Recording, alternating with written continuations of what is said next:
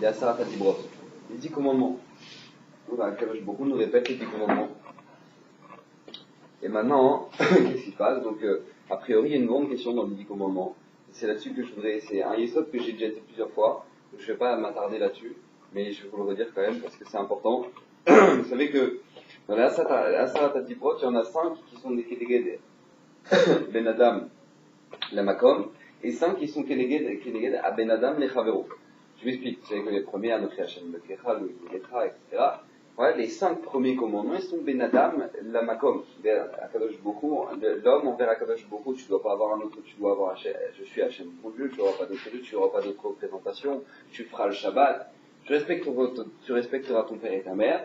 Et après, les 5 autres commandements sont l'homme envers l'homme. Ouais, tu ne convoiteras pas, tu ne feras pas d'adultère, tu porteras pas un faux témoignage, etc., etc.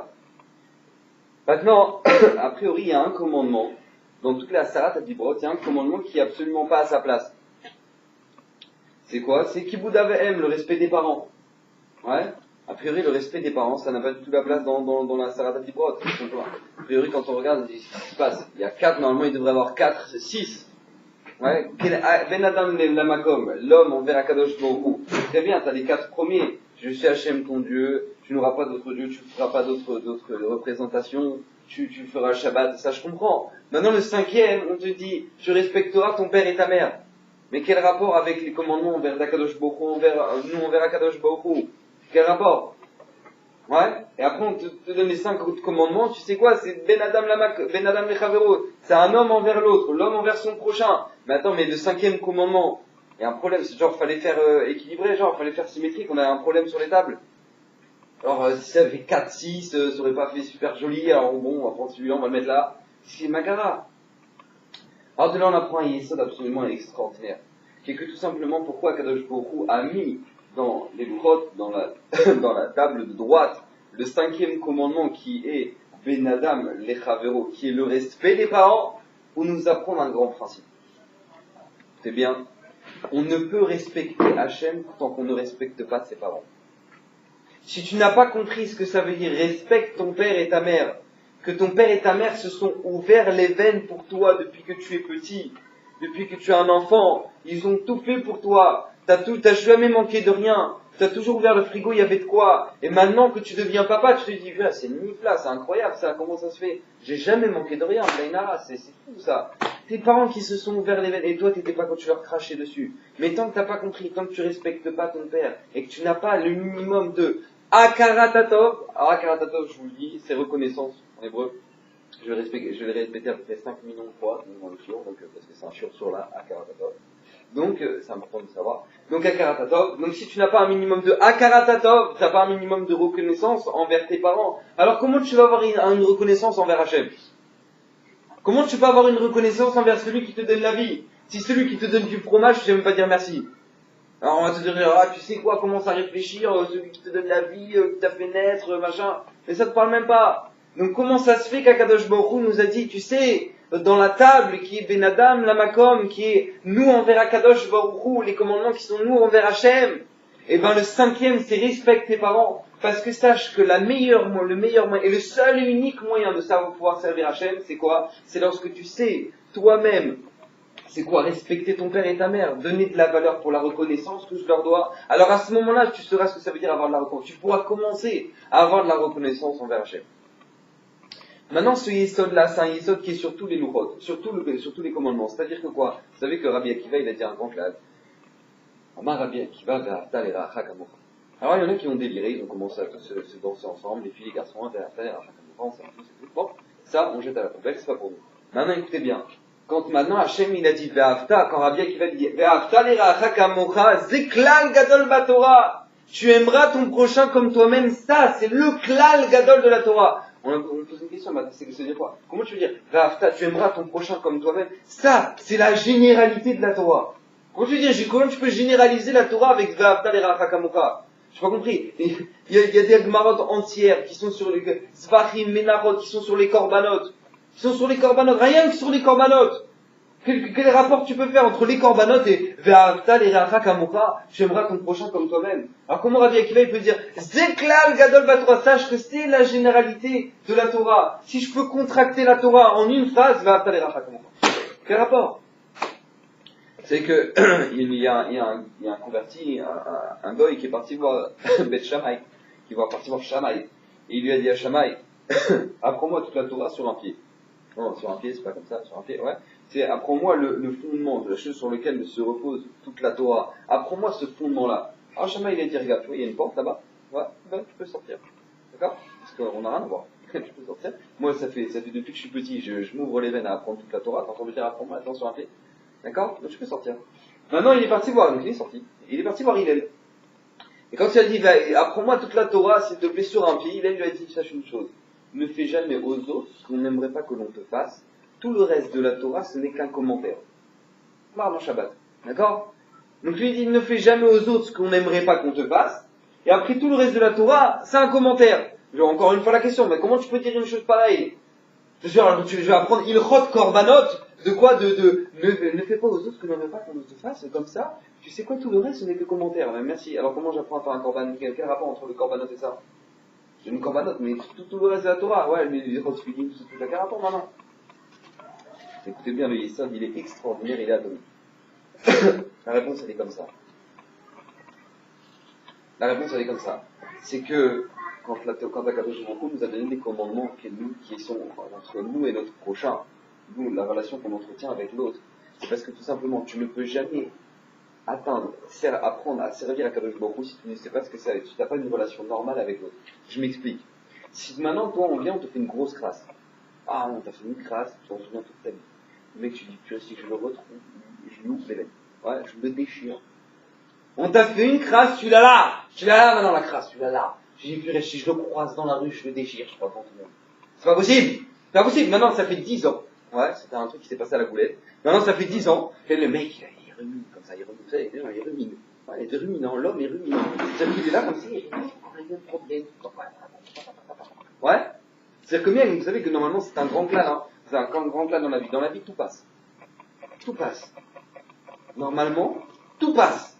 Si ça passe pas, c'est que tu l'entretiens. Vous savez, c'est une joie. Ouais, une joie. Attends, il me fait des trucs, il est énervé, tu vois. Et donc, qu'est-ce qui se passe? Si jamais maintenant, je sais pas, il fait des flashs.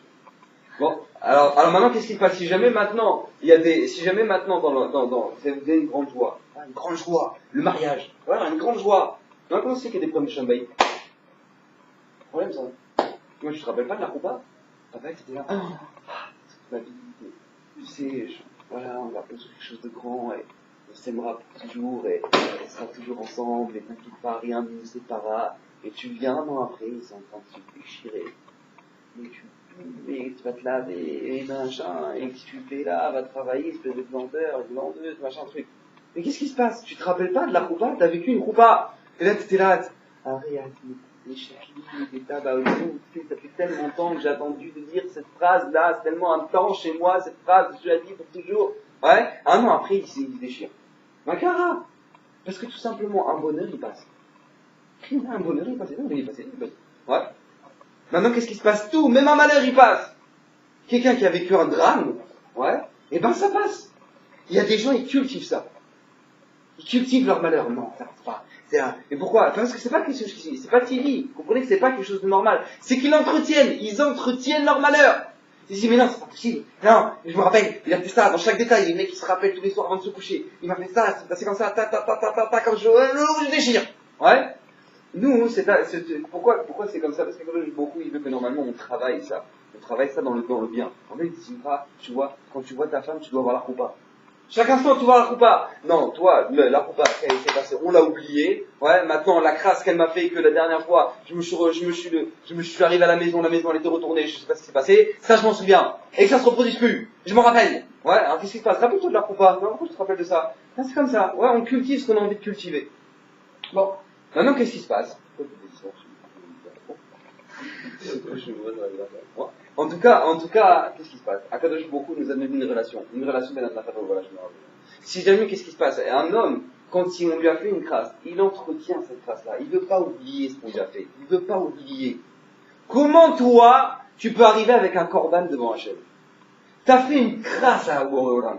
T'as fait une crasse à Akadosh Baruch Hu. Comment toi tu peux arriver avec un sacrifice au Beth Amikdash? Tu ramènes un corban, et qu'est-ce qui se passe? Tu dis, Hachem, tu me prends mon corban, je t'ai fait une grosse crasse, tu me pardonnes? Alors Hachem il va regarder, il va dire, bah, il n'y a pas de problème, viens on ouvre les dossiers, ton voisin, quand il t'a fait une grosse crasse, ta femme, non, on parle même pas du voisin, parce que les voisins c'est de l'amour. Mais on parle de ta femme, comme ça on travaille ça. Et ben qu'est-ce qu'on parle? Et ben quoi? Tu lui as pardonné la dernière fois? T'as mal parlé? Il t'a mal parlé? C'est manqué de respect? Tu lui as pardonné? Et toi tu me ramènes un corban et tu me dis, s'il te plaît, pardonne-moi. C'est pour ça qu'il dit Rabbi Akiva, tu aimeras ton prochain comme toi-même. Zeklal Gadol Batora, c'est le klal de toute la Torah, parce que tant que tu n'as pas compris que la relation que tu entretiens avec l'autre, la relation que tu entretiens avec l'autre, c'est la relation que tu entretiens avec Hachem. Eh ben t'as rien compris. C'est pour ça que dans les Louchot, Akadosh Baruch Hu, il a fait exprès que la transition entre les commandements qui sont entre l'homme et Hachem, et entre l'homme et son prochain, ce soit quoi? Ce soit Kibud Aben. Le respect des parents. Respecte ton père et ta mère. Pourquoi? Parce que qu'est-ce qui se passe? Tant que tu n'as pas compris ce principe-là, que chaque être humain, chaque relation que tu vivras dans ta vie, et chaque fréquentation que tu auras, c'est rien d'autre qu'une passerelle. Pourquoi? Pour que tu saches entretenir une relation qui soit claire avec Hachem. Alors c'est tout. Alors tu auras compris. Si maintenant, tu as compris ce méthode-là, alors tu peux avancer, tu peux te construire. Maintenant, le écart, et c'est ça que je voulais en venir sur les Hachem ce soir, c'est que tout simplement, comprendre comment ça se fait que Hachem il a choisi d'Afka ça. Pourquoi il n'a pas dit ne vole pas? Il aurait dû mettre ne vole pas comme 5e commandement. Ne vole pas. Et comme ça tu sais que de la même manière qu'on ne vole pas ton prochain, ne vole pas la vie qu'Hachem t'a donnée, pour faire n'importe quoi avec, etc. Je sais pas, un truc comme ça. Pourquoi qu'est-ce qui se passe? Pourquoi qu'il vous donne? Pourquoi respecter les parents? Pourquoi c'est ce commandement-là? Le 5e, celui-là. Alors, Bezrat Hachem, c'est parce que tout simplement Hachem veut nous apprendre encore les sortes dans la Torah. Un yesod de base. Et quelqu'un qui n'a pas ça, il ne peut pas servir Hachem. C'est pas question que ouais, je fais les choses que je fais, mais non. C'est comme un handicapé, ouais, il y a des choses qu'il ne peut pas faire, d'accord? Si maintenant on n'a pas ça, si on n'a pas ce principe-là qui est le principe de la karatatov, de la reconnaissance, on ne peut pas servir Hachem. Et c'est pour ça que beaucoup l'a choisi lui particulièrement. Et on va essayer de voir cette histoire. Vous savez que dans toute l'histoire du Ham Israël, dans toute l'histoire de notre Torah, pour le prochain Makdusha, on voit que tous les grands du Ham Israël, dans chaque génération, ils avaient cette Migdala de manière extraordinaire. Vous savez que ça commence quand on ouvre le Sefer Bereshit, ça commence avec Adam Arishon, qui a fait des korbanot à Hachem. Pourquoi Adam Arishon il a fait des korbanot à Hachem? Pourquoi il a fait des korbanot à Hachem? Parce que tout simplement, il veut remercier Akadosh Baruch Hu. Noach, pareil, Noach, il sort de la Teva. Il sort de la Teva. Première chose, il sort de l'arche. Première chose qu'il fait, qu'est-ce qu'il fait Noach? Au moment où il sort de l'arche, il offre des korbanot à Hachem. Merci Akadosh Baruch Hu que je suis encore vivant, que tu m'as donné, tu m'as fait confiance, etc. Remercier.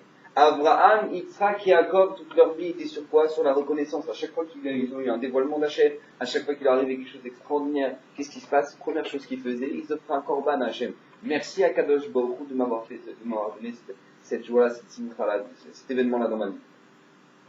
Ça, c'est déjà pour ce qui est là. Maintenant, on sait dans notre histoire que le manik du Ham Israël, Moshe Rabbeinu, était particulier là-dessus. Vous savez que, dit le Midrash, les 3 premières plaies qui vont être en Égypte, ça ne va pas être Moshe Rabbeinu qui va le faire, ça va être qui? Ça va être Aaron, son frère. Vous voyez pourquoi? C'est Aaron à Cohen, pourquoi pas Moshe? Premier, c'est quoi? C'est Dam Sfardé Akinim, donc le Dam, le sang, le tout eau qui se transforme en sang, Sfardé les grenouilles, et Kinim, c'est les poux. Ces trois plaies-là, ça va pas être Moshe, mais ça va être Aaron. Pourquoi? Parce qu'à cause de 2 choses. La première, c'est que je ne peux pas frapper le Nil, dit Moshe Rabbeinu, parce que tout simplement, le Nil, c'est lui qui m'a sauvé. Je ne peux pas frapper la terre non plus. Pourquoi? Parce que moi, au moment où j'ai tué l'Égyptien, qui était en train de tabasser l'autre juif, quand je l'ai tué, la terre, elle s'est ouverte, la femme miracle, la terre, elle s'est ouverte, elle l'a englouti. Donc maintenant, comment moi, je vais frapper la terre? Donc, étant donné que Dam, ça venait de où? Ça venait du Nil. Sfardéa, ça venait du Nil. Kinim, ça venait de la terre. La poussière de la terre, elle est devenue poux. Donc, si jamais maintenant, Dam, Sfardéa, Kinim, sont de ces 3 plaies-là, elles viennent de quelque chose dont je dois avoir un minimum de Hakaratatov. Ouais, je dois avoir un minimum de Hakaratatov. Alors, qu'est-ce qui se passe? Je ne peux pas les frapper. Tu es en train de me frapper, moi? C'est moi que tu frappes. C'est à moi que tu as donné un coup de bâton. Tu dis, bah, le Nil va rester tranquille. D'accord, la terre elle va rien dire. Genre tu sais quoi, j'ai frappé le Nil, bon après je dois rendre mes comptes. Mais qu'est-ce qui se passe? C'est ma carrière. La raison pour laquelle Moshe Rabbeinu il n'a pas voulu frapper le Nil, parce que tout simplement ça touchait sa mida de la Karatatov à lui. Il sentait chez lui, Moshe Rabbeinu, que si jamais maintenant il frappait le Nil, il avait cassé quelque chose chez lui. La reconnaissance qu'il doit avoir envers chaque chose. C'est vrai, le Nil il ne dira rien, la terre elle ne dira rien, c'est vrai. Mais en attendant maintenant, moi j'ai cassé quelque chose chez moi. Demande les commentaires, alors je n'ai pas compris. Tu arrives chez Paro et tu lui dis, dis-moi Paro, tu sais quoi, la finalité de toutes ces plaies, sache une chose, c'est que ton fils il va mourir de ça. Dis-moi, t'as pas un minimum de la Karatator envers Paro? T'es en train de me dire, moi tu sais, il faut avoir la Karatator envers quoi? Envers la terre, envers le Nil. Alors moi c'est joli, j'ai la Karatator envers la terre. T'arrives devant Paro, tu dis, tu sais quoi, demain tu vas te prendre dra. Demain t'es dra. Quand il arrive devant Paro. T'as pas un minimum de Karatator envers Paro, t'as habité pendant plus de 40 ans dans sa maison. Tu envoies des claques les unes après les autres, tu sais, la finalité, c'est ton fils il va crever. Avoir un minimum de Karatator, un minimum de reconnaissance. Quand même, demande les commentaires, c'est fou cette histoire. Réponse des commentaires, quelque chose d'extraordinaire. Moshe Rabbeinu, il a voulu donner une grande leçon à Paro. Comment Paro t'es devenu Paro? On verra dans la suite de Chio. T'es devenu Paro parce que t'as oublié Yosef, t'as manqué de Karatatov envers Yosef. T'as manqué de reconnaissance envers Yosef. Ah, t'as manqué de reconnaissance envers Yosef. Alors sache une chose, Hachem, il va faire en sorte que je ne dois pas avoir de reconnaissance envers toi. Pour t'apprendre une grande leçon, toi, Paro. Ton manque de reconnaissance, c'est ça qui va te payer. C'est ça qui va te payer. Donc qu'est-ce qui se passe? Donc on voit que Moshe Rabbeinu, il ne fera pas. Deuxième événement, c'est que Moshe Rabbeinu, une fois qu'il s'est barré, parce que l'Égyptien, parce que Paro il voulait le tuer, il est arrivé en Midian, il est arrivé chez Yitro, et là-bas qu'est-ce qui se passe? Il y avait des filles de Yitro qui étaient en train de se faire agresser, on va dire ça comme ça. Ouais, le Midrash, carrément, elles étaient en train de presque de se faire agresser. Qu'est-ce qui par les bergers? Pourquoi? Qu'est-ce qui se passe? Makara. Parce que tout simplement, Yitro, il était en train de devenir sur le bon chemin, il était en train de devenir juif. Alors nous, on est spécialistes dans l'idolâtrie, donc notre prêtre à l'idolâtrie qui est en train de se convertir, ça sent pas bon. Donc qu'est-ce qui se passe? Il était carrément dédaigné, jeté, Yitro et tout. Et donc qu'est-ce qui se passe? Ces filles, elles étaient en train de puiser de l'eau. Moshe Rabbeinu, il débarque, il sauve les filles de Yitro de ces bergers-là. Elles viennent, elles disent Ish mitzri itzilotanu mi aroim. Il y a un homme égyptien qui nous a sauvés des bergers. Il demande à Raphaël Shmevich, j'ai pas compris. Tu crois que Paro, genre Moshe, il est ressemblé à un égyptien? Moshe, il était recherché par les services secrets égyptiens.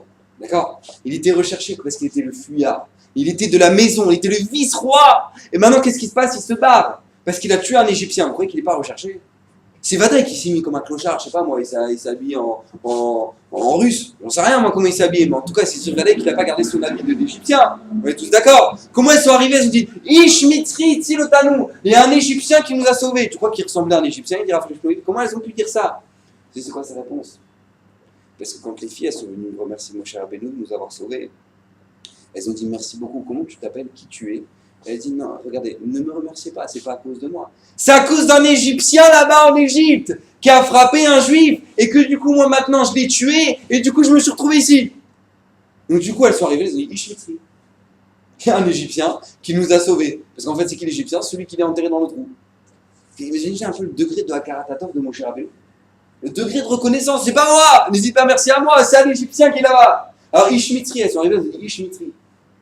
À tel écart que les Mefarshim ramènent un autre commentaire, ils disent comment c'est possible que Moshe Rabbeinu, vous savez que Moshe Rabbeinu il avait un problème pour parler. Ouais. Il était gvatpé, il avait la bouche lourde, il n'arrivait pas à parler, il bégayait tout le temps Moshe. Nous les commentaires, je sais pas comment dire, tu peux pas demander 2 secondes, toi Moshe Rabbeinu, t'as le plus grand piston du monde. T'as le Boré Olam. Tu peux pas demander au Boré Olam, regarde, Hachem, voilà, tu m'as demandé de transmettre la Torah en Israël, d'accord? Je dois savoir parler. Maintenant, qu'est-ce qui se passe? Je ne sais pas allonger 2 mots.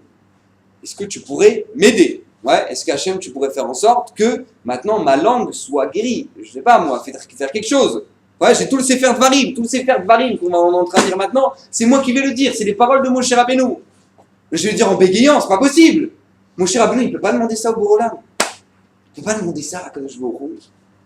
La réponse qu'ils disent des Mefarshim, des anisot extraordinaires. Il dit Moshe Rabbeinu, il n'en avait rien à faire de ça.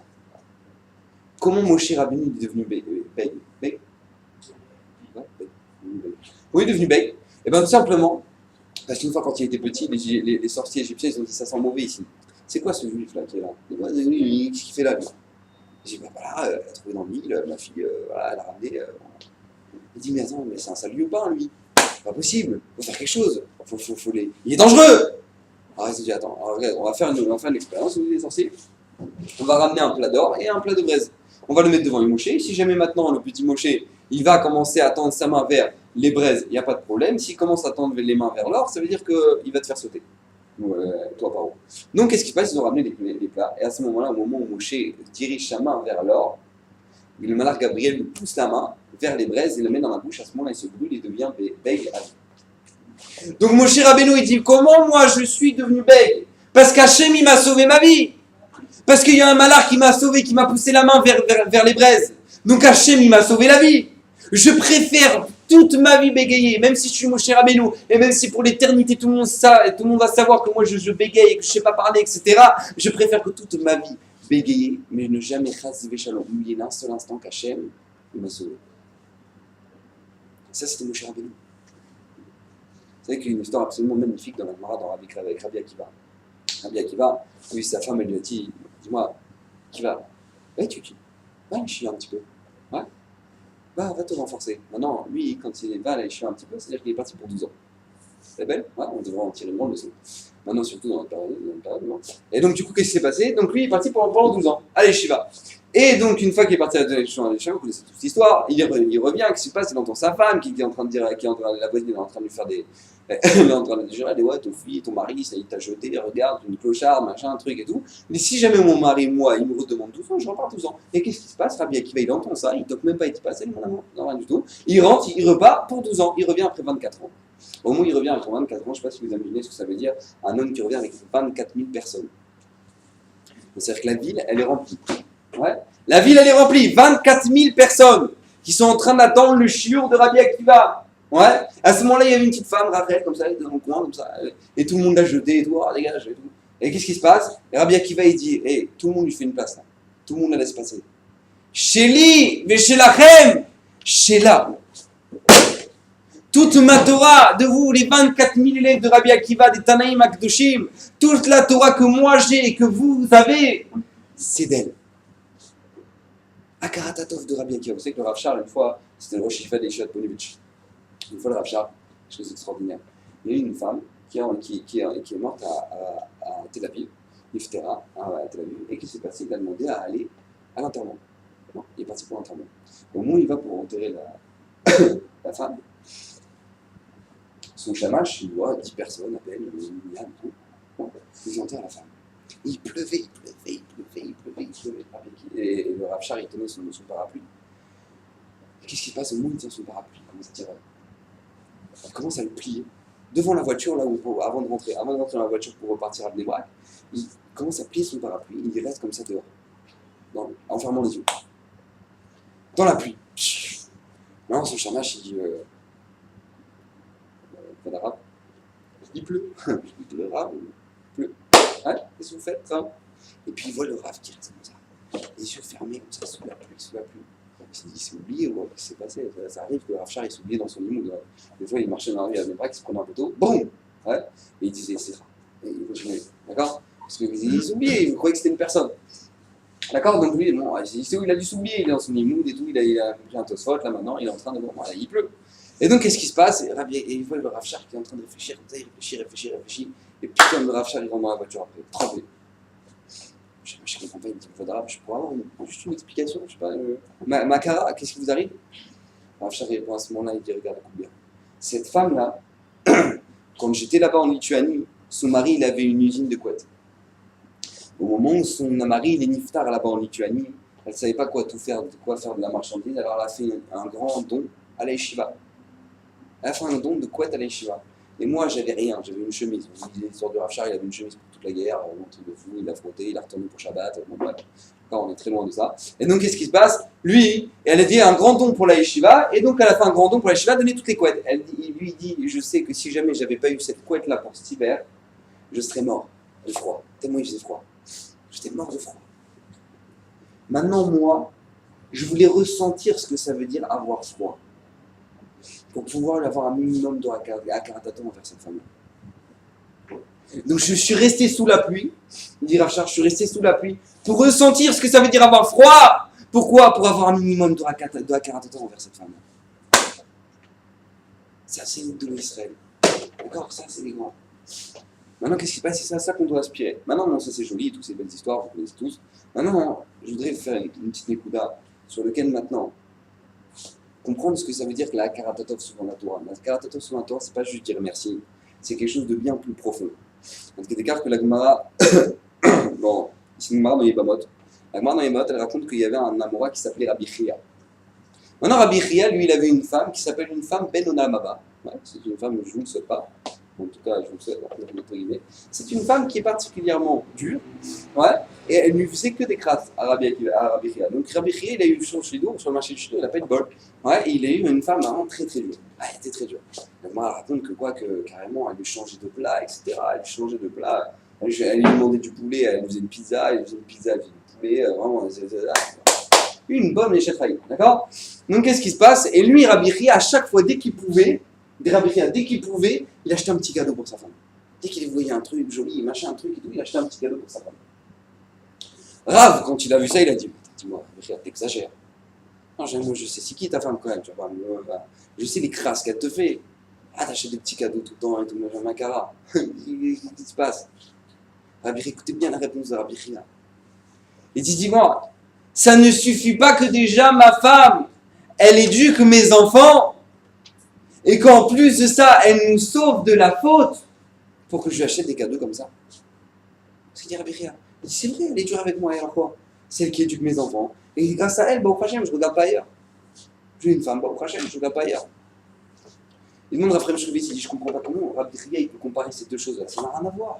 Ça n'a rien à voir. L'éducation des enfants, c'est peut-être la chose la plus difficile.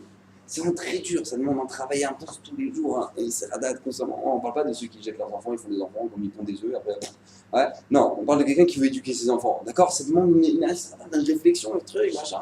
Ça demande un travail énorme. Et donc, quand tu éduques tes enfants et que tu fais ce travail-là d'éduquer tes enfants, tu comprends que tu dois avoir de la Hakarat envers ta femme. Elle est tout le temps avec les enfants. Elle leur fait à manger, elle nettoie les habits, elle prépare, elle nettoie la maison, en même temps elle se lève la nuit quand un enfant n'est pas bien parce qu'il dit maman, machin truc. Elle fait un travail énorme, elle donne sa vie pour ses enfants. Donc je comprends que maintenant toi, tu dois avoir de la Hakarat envers ta femme pour ça, je comprends. Mais parce qu'elle te sauve de la faute, comment tu peux comparer ça avec ça? Elle te sauve de la faute, elle est très intéressée la femme qu'elle ne t'aille pas voir ailleurs. Genre, c'est une grande tova, genre, qu'elle te fait. Elle est très intéressée que son mari ne regarde pas ailleurs. Genre, bon, je te fais une tova, tu sais quoi, tu vas pas voir ailleurs. J'ai pas compris. Elle est très contente que son mari, il a des yeux que pour elle. Ouais, donc c'est quoi là? En quoi c'est une tova? En quoi c'est une tova? Écoutez bien ce qu'il dit Raphaël, quelque chose d'extraordinaire. Il dit parce que de toute façon, ça change rien aux yeux de la Torah.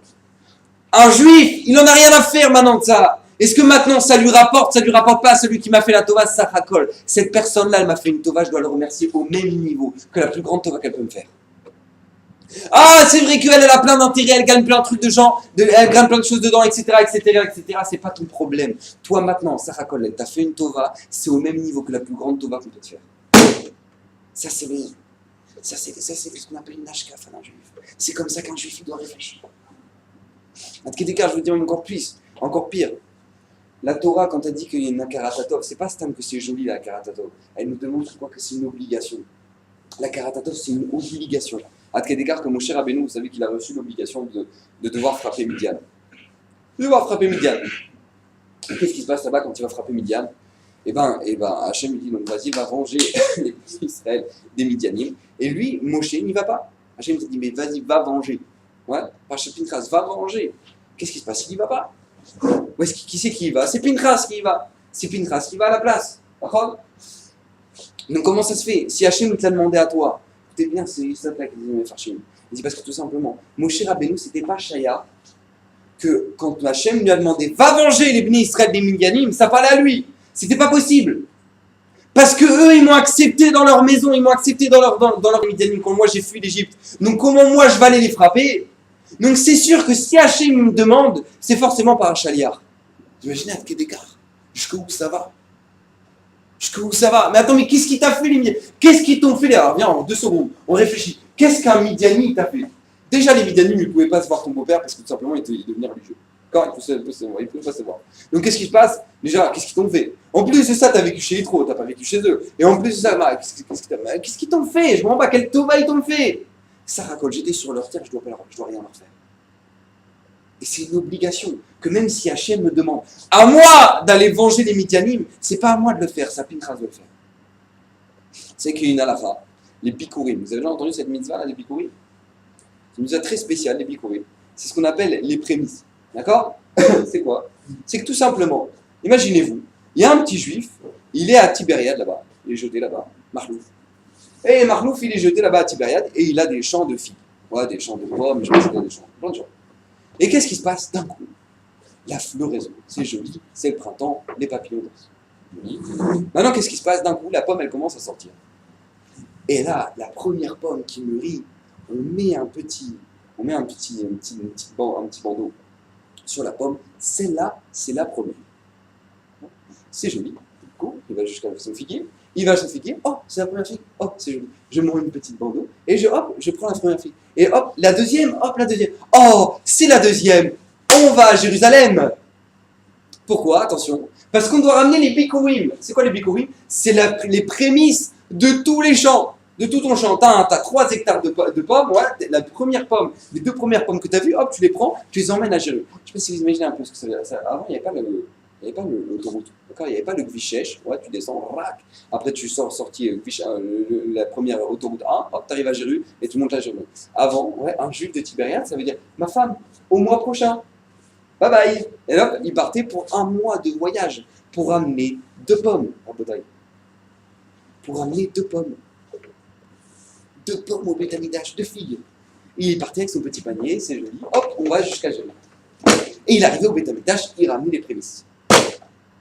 Attention, c'est pas ça. C'est pas juste que maintenant il n'y avait pas l'autoroute et tout, machin, qui partent en charrette et tout, machin, truc. C'était une grande simra. Il mettait, c'est marqué dans la Gemara, il mettait carrément des cornes en or sur les vaches et tout pour aller jusqu'à là-bas. C'était une grande joie. Attention, il fallait pas dormir dans les villes, parce qu'en route, ouais, tu n'avais pas le droit de dormir dans les villes, parce que si tu rentres dans la ville, peut-être que tu vas devenir tamé. Et si tu deviens tamé, alors tu rends tamé les fruits, la galère. Donc qu'est-ce qui se passe? Tu vas rendre impur les fruits, donc tu dois pas rendre impur les fruits. Donc qu'est-ce qui se passe? Tu dormais pas dans la ville, tu dormais en dehors de la ville. Truc de fou, pendant 1 mois, pour amener 2 pommes. Et le mec, il arrive au Beth Amikdash, il ramène ses 2 pommes. Voilà. Et à ce moment-là, le Kohen lui dit, alors répète après moi, Yaakov, tu sais pas, et on est descendu en Égypte, après Hachem nous a fait sortir d'Égypte, machin, jusqu'à ce que voilà, et tu ramènes maintenant les primeurs, les prémices. Ce truc de fou, parce que c'est une mitzvah de malade. Comment Hachem nous demande un truc pareil? Et après, qu'est-ce qui se passe? Écoutez bien. Une fois qu'il avait offert ça, une fois qu'il avait dit ça, qu'il avait offert au Beth Amikdash, il y avait une batte colle qui sortait, une voix céleste qui sortait. Tu as eu la bracha cette année, Kachriye Lecha, les Shanab. Tu auras la bracha aussi pour l'année prochaine. Et il repartait pour 1 mois de voyage. Pourquoi? Parce qu'il a ramené 2 pommes. Makara pour le Makara. C'est quoi cette mitzvah? Et c'est quoi les sols de la mitzvah? C'est la Hakarat-Hatov que tu dois avoir envers Hachem. La Torah, elle t'oblige à avoir de la Hakarat-Hatov envers Hachem. Toi, tu as eu un chant extraordinaire, tu as eu un chant de malade, tu as eu une récolte, tu as eu une bracha Baruch Hashem extraordinaire. La première chose, où tu places Hachem? Où tu places Hachem dans ce que tu as fait? Les 2 premières pommes, tu les prends, tu les emmènes, les bikurim, ça s'appelle. Et tu vas aller jusqu'à Jérusalem. Et tu vas repartir. Pourquoi? Parce que tu pourras ramener 2 pommes. Pourquoi? Remercie le Borolam du cadeau qu'il t'a fait. Remercie le Borolam du cadeau qu'il t'a fait. Vous savez que le manque de reconnaissance dans la Torah, c'est quelque chose de très grave. Très très grave. C'est marqué que Ammoni ou Moabi, Lo Yavo Beka Hashem. Vous savez que Ammon ou Moab, c'est 2 peuples. Jamais un homme de Ammon ou un homme de Moab ont le droit de se convertir au roi d'Israël. Lo Yavo Beka Hashem. Lo Yavo Beka Hashem. Pourquoi? Parce que tout simplement, quand vous êtes sortis d'Égypte, ils ne sont pas venus vous accueillir avec des pains, de quoi boire, etc. Au contraire, ils vous jetaient limite faire la guerre. D'accord? Lo Yavo Beka Hashem. Ils ne sont pas reconnaissants. Ils ne sont pas sortis vers vous quand vous êtes sortis d'Égypte avec du pain et de l'eau. Ah, c'est des ingrats. Ah, Lo Yavo, il ne pourra jamais devenir juif. Il ne pourra jamais devenir juif. C'est un ingrat. Il ne pourra jamais devenir juif. C'est pas Shayar. Pourquoi? Alors écoutez bien. Pourquoi il est ingrat? Pourquoi Ammon et Moab, ils ont été ingrats?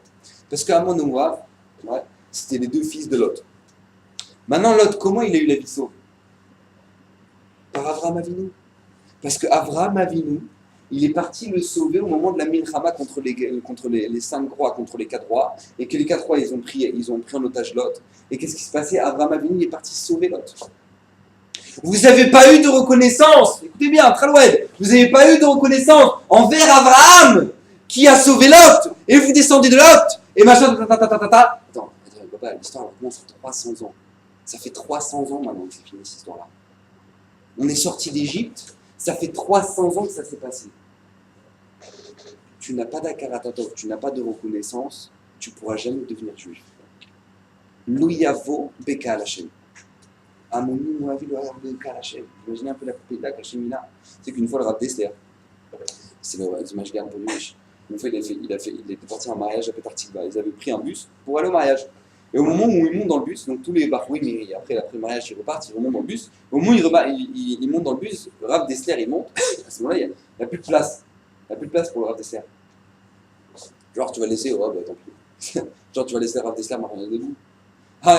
Le plus rapide, il se lève et il laisse la place au Rav Dessler. Et il se tient debout derrière. Le Rav Dessler, pendant tout le chemin, maintenant, on passe à Petar Tikva, Bnei-Brak, c'est pas loin, ouais, c'est maximum un quart d'heure. D'accord. Maintenant, pendant tout le chemin, le Rav Dessler, il se retournait et disait, bon, merci beaucoup, merci. Genre, il n'y a personne qui va se lever pour le Rav Dessler. Non, on va le laisser debout là. Ouais, j'ai l'image garde de Ponyovitch, on va le laisser debout. Non, c'est tout le chemin, il s'est retourné et disait, merci beaucoup. On va 5 minutes après. Merci, vraiment, merci pour la place. Hein. Merci. Le barreau, il dit que arrêtez de me remercier. J'ai envie d'avoir un srar dans le lamaba. Merci, j'ai tout reçu. Voilà.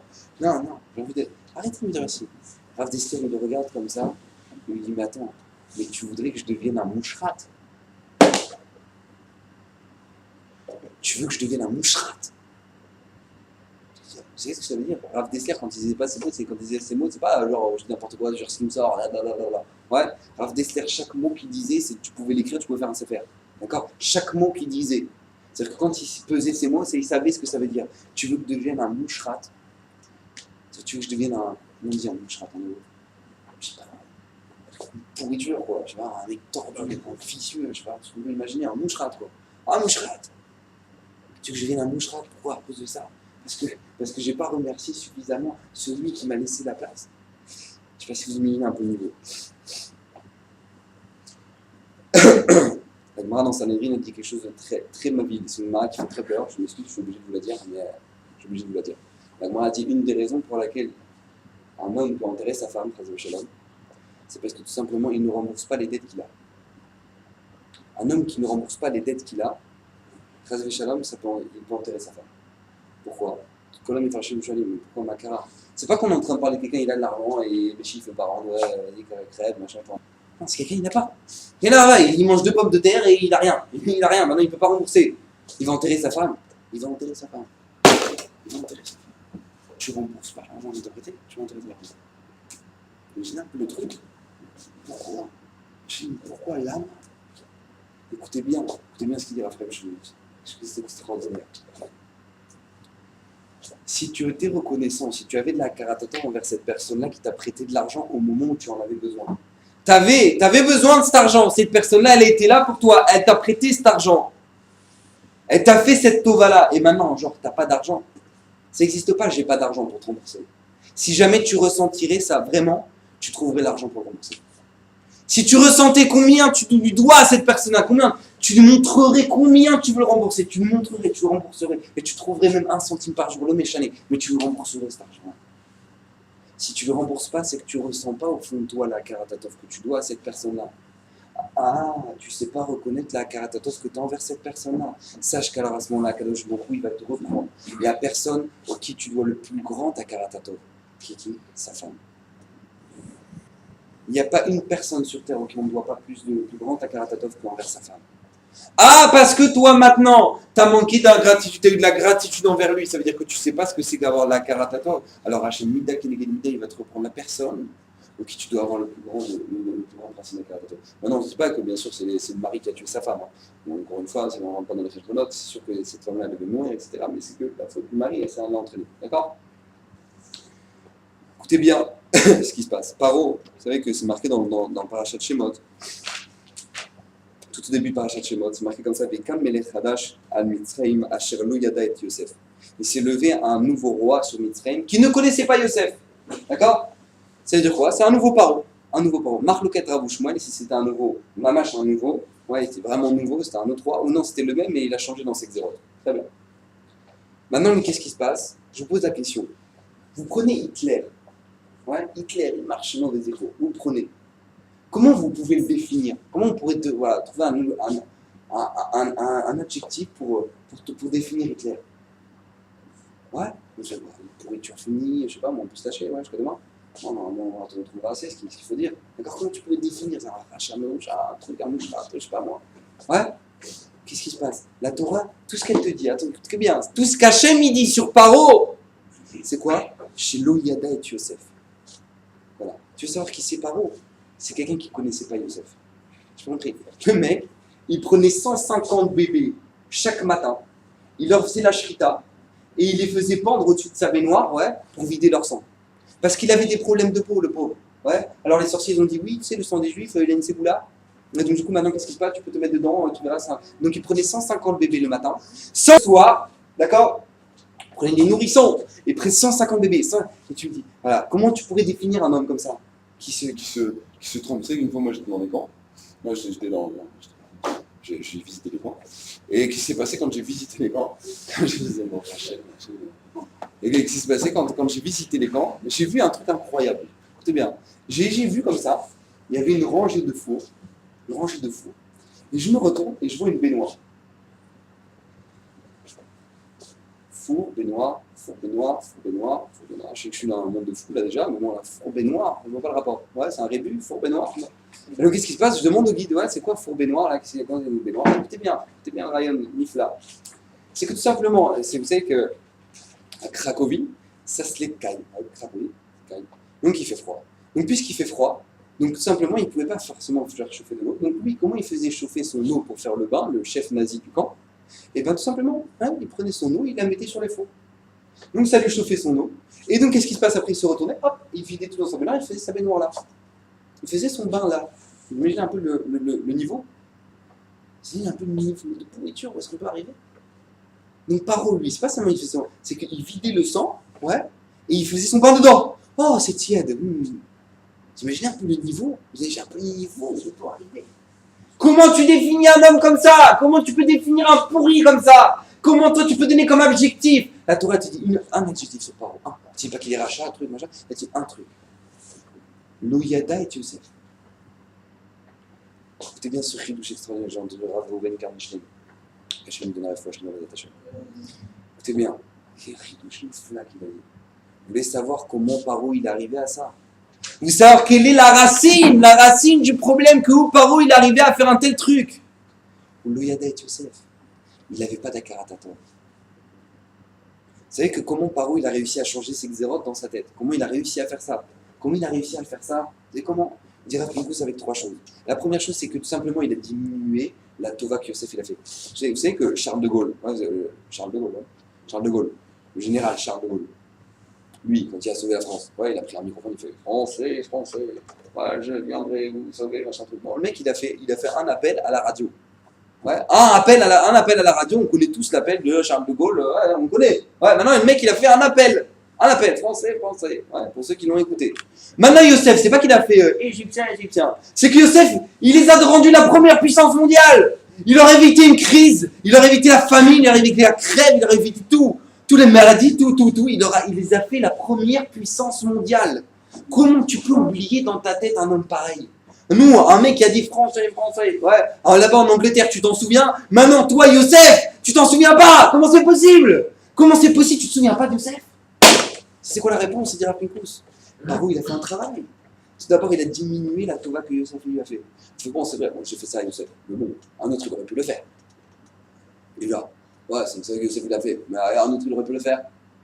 Après, deuxièmement, écoutez bien. C'est vrai que non seulement Yosef, il aurait pu le faire. En plus à lui, il était très intéressé à ce Yosef. Parce que lui, il était en train de crever dans un trou, en prison là-bas. Moi, je l'ai sorti, je l'ai fait vice-paro. Donc lui, il était très intéressé à ça. Donc non seulement lui, n'importe qui aurait pu le faire, mais en plus de ça, il était très intéressé. Troisième niveau, mais il m'a jamais rendu ce que je lui ai fait. Ça, c'est ce qu'on appelle un kfui tova, un ingrat, en français. Un ingrat. C'est-à-dire que le mec, il va diminuer au maximum la tova qu'on lui a fait. Ouais. Pourquoi? Pour que justement, au contraire, ah maman, c'est lui qui me doit. C'est lui qui me doit. C'est lui qui me doit. Imagine un peu le truc de fou. Et maintenant, tu sais quoi, comme il m'a jamais rendu, alors ses descendants, je vais les prendre, et si jamais il me manque une brique, je vais prendre son fils, et tac, je vais le mettre à la place de la brique. Vivant, tac, à la place de la brique. Il manque une brique, tiens, vas-y, mets ton fils. Ça, c'est Paro. Tu veux savoir d'où c'est parti? Chez Loïada et Yosef. L'ingratitude. T'es ingrat, regarde où est-ce que ça peut t'amener. Regarde où est-ce que ça peut t'amener. Rabotaï, nous, c'est tout facile. On peut tous dire, ouais, Paro, c'est un gros pourri, ouais, Paro, c'est un bon pourri. Rabotaï, on a tous un petit Paro. Il a déjà dit, Messiah Tisharim, c'était qui Paro? Paro, c'était le summum du Yetzera. C'était celui qui ne laissait pas une seule seconde à un juif de pouvoir étudier la Torah. Pourquoi? Parce qu'il savait qu'un juif qui 2 secondes se pose la question, ah, il y a un maître dans le monde, il devient dangereux. Il devient dangereux, il devient religieux. C'est pas bon ça. C'est pas bon les religieux, il y en a trop. Donc qu'est-ce qui se passe, le Yetzera? Maintenant on l'a à la cassette, bon. Et là, il y a un Yetzera comme ça. Et bien qu'est-ce qui se passe? De quoi que le Yetzera, quand c'est non, c'est pas bon. C'est pas bon, c'est pas bon. Tu deviens religieux, c'est pas bon, c'est pas bon. Tu prends un mauvais pli. Tu prends un mauvais pli. Lui, c'était le summum de la pourriture Paro, c'était le summum. Maintenant, lui, il est devenu comme ça à cause de l'ingratitude. Moi, je vous pose une question. Lui, Paro, il n'a pas su reconnaître ce que Yosef il avait fait. Mais nous, on sait reconnaître la bonté qu'Hachem nous fait dans notre vie. On sait reconnaître, nous. Tu sais en chaque instant. Tu sais ce que ça veut dire que Hachem te fait en chaque instant? Pendant que t'es en train de faire lourdeur là-bas, dans les boîtes, t'es en train de fumer un joint. T'es en train de fumer un joint. L'air, le poumon qui te permet de respirer, c'est Hachem qui te l'a donné. C'est Hachem qui te l'a donné. Le cœur qui bat là maintenant, au moment où t'es en train de faire une avéra, c'est Hachem qui te le fait battre. Dis-moi, t'es pas un peu ingrat? T'es pas un peu ingrat sur la vie qu'Hachem t'a donnée? T'es pas un peu ingrat? Alors, Paro, on sait tous avoir un discours vers lui. Mais nous-mêmes, Hachem, il ne te fait pas ton cœur. Ah, les gens, ils peuvent être professeurs de Tralouet, de la Sorbonne, de machin, un truc et tout. Ouais, machin, un mec hyper intelligent, super structuré, ouais, machin, un truc. Et dis-moi, Baba, elle est où ta kippa? Elle est où ta kippa? Je t'expliquais un complexe interfamilial de passé, de machin, de... Elle est où ta kippa, Baba? Dis-moi, toi, t'es en train de réfléchir de quoi? T'es en train de nous faire un cours de Sciences Po de Traloued, et maintenant t'es en train de me dire quoi? Qu'il y a un bon Dieu, tu sais pas? Tu poses pas 2 secondes la question. Dis-moi, tu sais que quand il y a un robot, ouais, il y a un robot, tu fais un robot, tu viens, tu le branches, maintenant le robot, il t'explose la maison. Qu'est-ce que tu fais? Tu vas commencer à discuter avec le robot? Non, s'il te plaît, petit robot. Non, ne fais pas ça, petit robot. Ne fais pas ça, calme-toi, calme tes nerfs. Qu'est-ce que tu fais? Tu vas à la prise, tu débranches. Tu débranches. Hachem, on fait n'importe quoi notre vie. On utilise nos corottes, on utilise tout ce qu'on a pour rien, pour faire des avérotes, pour faire l'inverse de ce qu'Hachem nous a demandé. Et qu'est-ce qui se passe? Hachem, tu crois quoi? Tu ne crois pas qu'il a envie de te débrancher des fois? Ou là, je le débranche. Ou là, je suis comme ça, je suis tranquille. Il arrête de faire ses lourdeurs. Et les gens, pitom, ils arrivent à 40 piges, 40 ans de kilonewt, et ils se réveillent comme ça, ils font j'ai un souffle, qu'est-ce qui m'arrive? Appelez le rabbin. Mais dis-moi, appelle le professeur de là-bas, de l'université, de machin, de Bar-Ilan, vas-y, va là-bas, demande-lui une petite ségoula, faites le cours de maths pour la réfoua, schéma du professeur de machin, j'ai un arrêt cardiaque. Pourquoi? Comment ça se fait que tu vas voir le rabbin là, putain? Pourquoi tu vas voir le rabbin? Qu'est-ce qui t'arrive? Qu'est-ce qu'il va faire le rabbin? Il va étudier 3 mots de Torah, va ailer chez moi, venir Israël, et après tu dis, les réfouati, s'il vous plaît, vous pouvez faire pour ma réfoua, s'il vous plaît? Mais quel rapport? Quel rapport entre ton cœur et ça? Quel rapport entre ton cœur et ce mot? Ah, t'as pas de question, toi. Pitom, là, t'as plus de question. T'as compris que quoi? Que si maintenant ton cœur il a un problème, c'est parce que là-haut on t'appelle. C'est parce que là-bas ton père il t'appelle. Mais t'as pas un minimum d'accaratato. 6 milliards de gens qui vivent sur Terre et tout le monde sont contre-tables du Borolam. Et pas seulement ils sont contre-tables, mais en plus de ça, ils éclatent la planète. Regardez la tronche de la planète. Regardez les ours là-bas, ils sont en train de crever sur la banquise, tout le monde s'en tape. Ils sont en train de crever, ils sont en train de tuer tous les poissons avec le pétrole, machin. Tout le monde s'en fout. Tout le monde s'en tape. Makara, comment tout le monde peut s'en foutre? Comment on peut s'en fiche? Comment on peut s'en fiche d'une chose pareille? Ça peut nous rien faire? Comment ça peut nous rien faire? On peut rester comme ça en étant ingrat. On peut rester comme ça en étant ingrat. Raboutaille, on doit réfléchir 2 minutes dans notre vie. Vous savez que la Gemara nous ramène, et c'est avec ça que je vais finir avec Hashem.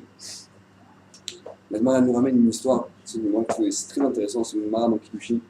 Regardez la Flamed Aleph. Là-bas, la Gemara, elle ramène tout, une page, tout verso, sur ce que s'appelle le respect des parents.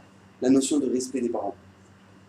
Maintenant, qu'est-ce qui se passe quand on regarde là-bas, cette Gemara-là, quand on regarde, Gemara raconte là-bas, elle dit un homme, il peut acquérir son lamaba, un homme peut acquérir son lamaba en respectant son père, un homme il peut acheter son guéhinum en servant à son père un manger extraordinaire, et malgré tout il va aller au guéhinum.